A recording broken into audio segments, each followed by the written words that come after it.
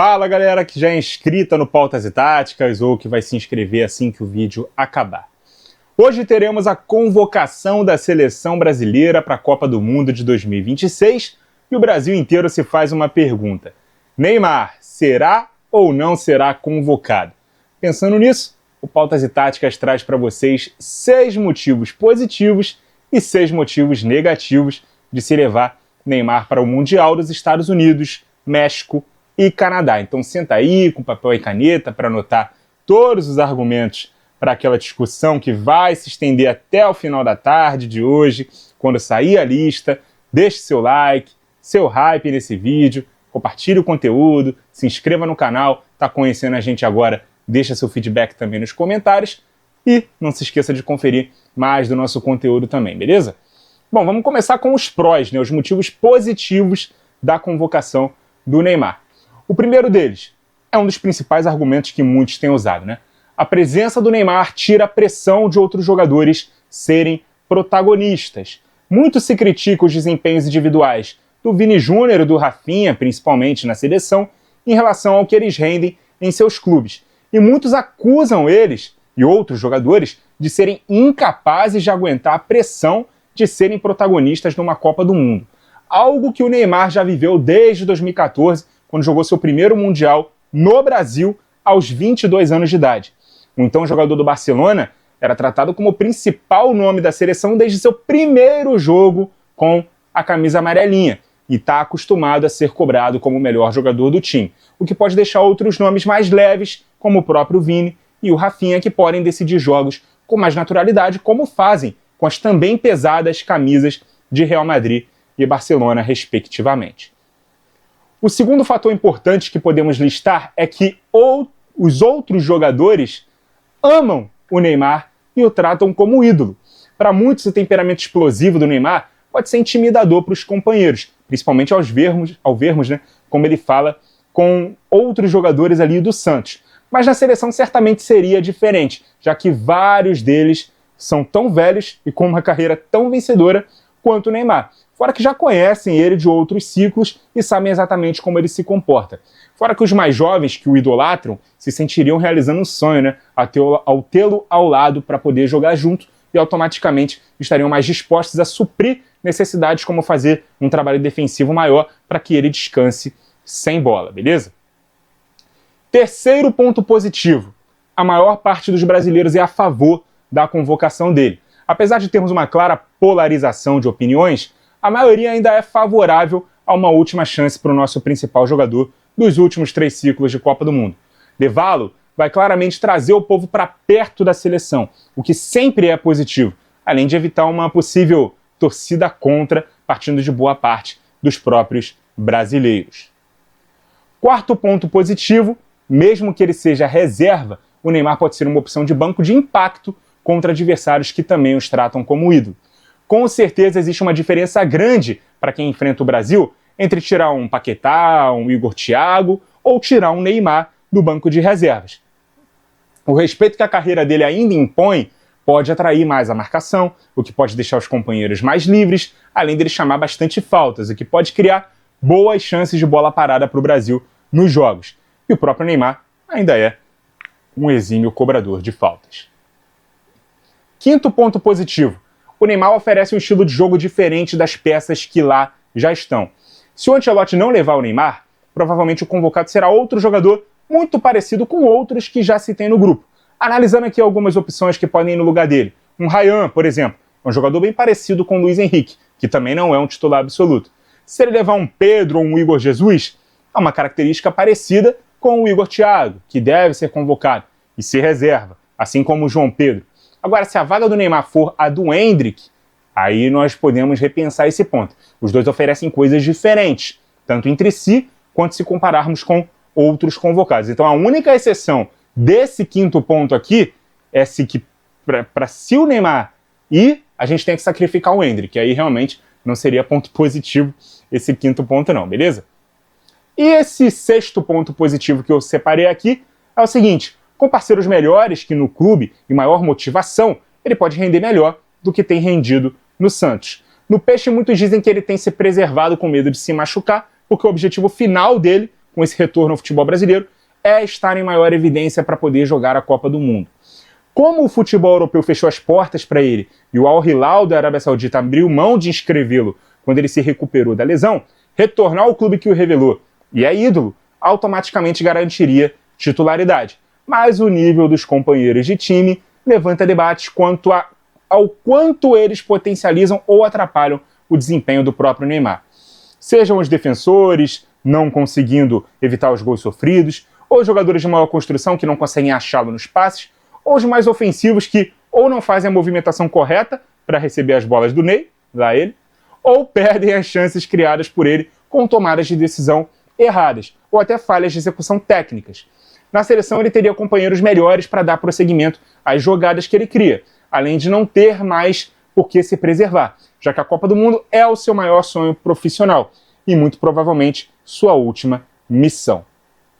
Esses são os pontos positivos de uma eventual convocação do Neymar, tá? Eu listei 6 e vou listar mais 6 negativos. Por que 6? Porque a gente está buscando o Hexa, né? Então, foram 6 pontos positivos aqui, que a gente pode se agarrar caso a convocação do Neymar aconteça. Agora, 6 pontos negativos para a gente se preocupar caso o Neymar dispute essa Copa do Mundo, tá? Primeiro, todos os holofotes sempre estarão nele. Se o Neymar for ao Mundial, é consenso que num primeiro momento ele não será titular. Então imagine, cada vez que as coisas não derem certo no campo, a imagem da TV vai buscar as reações dele no banco. As perguntas nas coletivas, a pressão da torcida no estádio, para que ele entre, também vai ser em torno dele. E isso já nos leva ao nosso próximo tópico. O barulho para que ele entre por mais tempo do que vai de fato jogar sempre vai existir.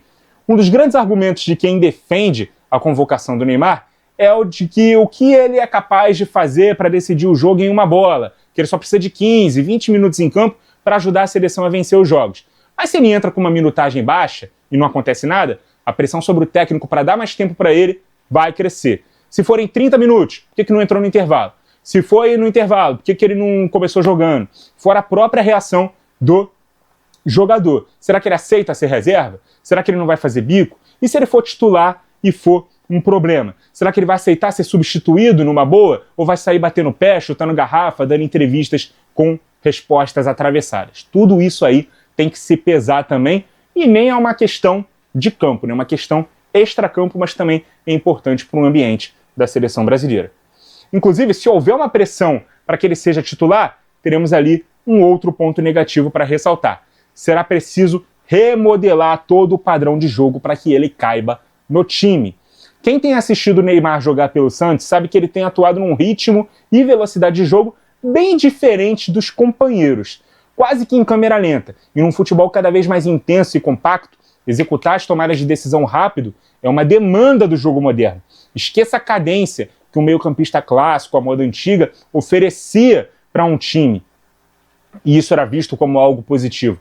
O time do Ancelotti não tem nenhum jogador que faça esse tipo de jogada mais lenta, né? E o próprio time não tem jogada assim. Até por isso, jogadores como o Matheus Cunha, que é atacante, o Rafinha, que é ponta, são cotados para ocuparem as vagas de camisa 10 do 4-2-3-1 do treinador. Não só por terem mais intensidade e estarem mais inteiros fisicamente, mas por estarem habituados a jogar na Europa em ligas que exigem algo muito mais próximo do que vamos encontrar numa Copa do Mundo, do que é o nível que se encontra no futebol brasileiro, em que o Neymar atua e quase nunca tem se destacado pelo dinamismo de seu jogo. Além de tudo isso, os trabalhos com bola dos jogadores ofensivos são tão importantes quanto sem ela.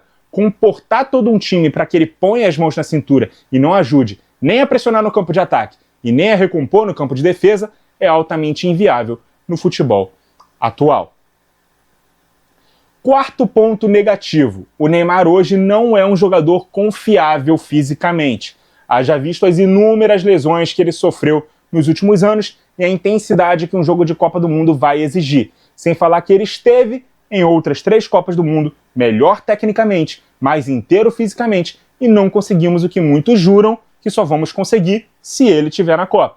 O mesmo argumento que é usado para defender e justificar as más atuações que vem tendo pode justificar a ausência dele nessa lista final. Ele ficou 1 ano sem jogar, né, por ruptura de ligamento cruzado anterior do joelho, a pior das lesões para os jogadores de futebol, Depois disso, várias outras pequenas lesões musculares que são normais de se acontecer, fora que ele só fez cerca de 15 jogos no ano, depois de passar por mais uma cirurgia no fim da temporada passada, já que ele jogou machucado as rodadas finais do Brasileirão para ajudar o Santos a não ser rebaixado, sem contar o fato de que ele foi preservado de vários jogos importantes do Peixe nessa temporada. Seja por controle de carga, como contra o Mirassol, em que o Ancelotti foi ao estádio para vê-lo e ele não estava lá, ou para evitar viagens desgastantes, como contra o Bahia.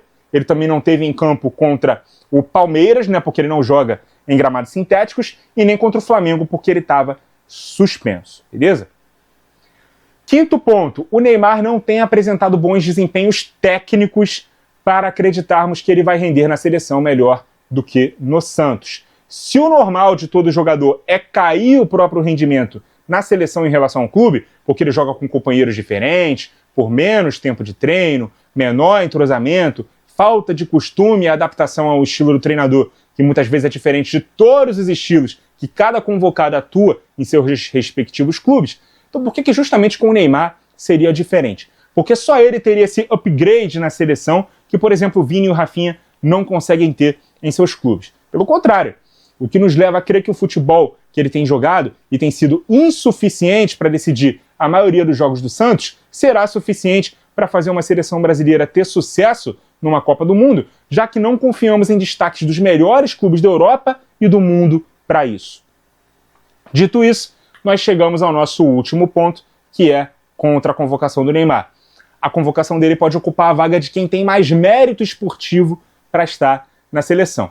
Enquanto ele basicamente iria por acreditarmos que ele pode voltar a ser o jogador que não é há mais de 3 anos, esqueça o Neymar da primeira passagem do Santos, que partia para cima no mano a mano, demolia as marcações individuais, fazia fila nas defesas, era capaz de resolver jogos sozinhos. Esqueça o Neymar do auge da carreira, ponta esquerda do Barcelona, que inclusive contribuía defensivamente, recompunha na segunda linha de 4.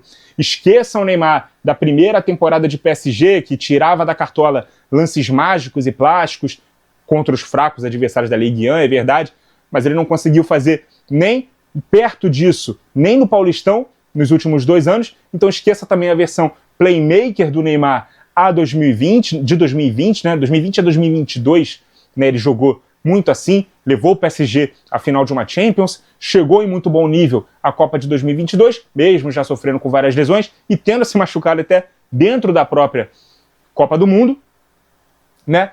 E precisando se adaptar ao papel de um meio atacante mais centralizado para ficar mais perto do gol adversário, apesar de ser melhor marcado, justamente para ser preservado também de funções defensivas. Se formos parar para pensar, jogadores como o Matheus Pereira, o Alan Patrick, são meias de formação e têm jogado mais bola do que o Neymar atual. Mas não há uma comoção para que algum deles esteja na seleção, já que eles não têm 1/10 da carreira do menino da Vila.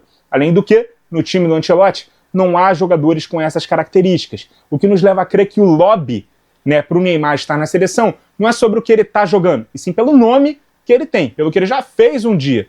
E lembram que eu falei que se a dúvida for entre Neymar e Endrick, a preferência precisa ser do Endrick por merecimento? Pois é, muito mais do que o futuro da seleção, por ser muito jovem, o Endrick é versátil e tem a personalidade e a fome de vencer necessária para agarrar essa primeira oportunidade com unhas e dentes, além de estar performando muito bem, merecer mais sua vaga no campo do que o Neymar, que teria sua última chance, mas basicamente tenta conseguir por seu nome entre os 26 pelo que ele foi e não pelo que ele está sendo, beleza?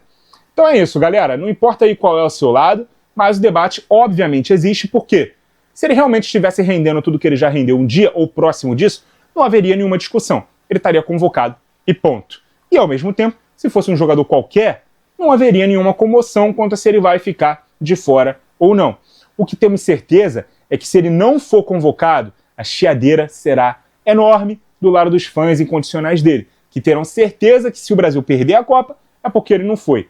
E se ele for e ainda assim perdermos, isso vai suavizar. E nós não vamos ter o e se, como temos sobre o Romário em 98 e 2002, sobre o Ronaldinho em 2010, principalmente porque o Carleto deve ter o próximo ciclo pela frente, e nesse próximo ciclo já é certo que o Neymar não vai estar presente. Ou seja, essa é a última chance dele.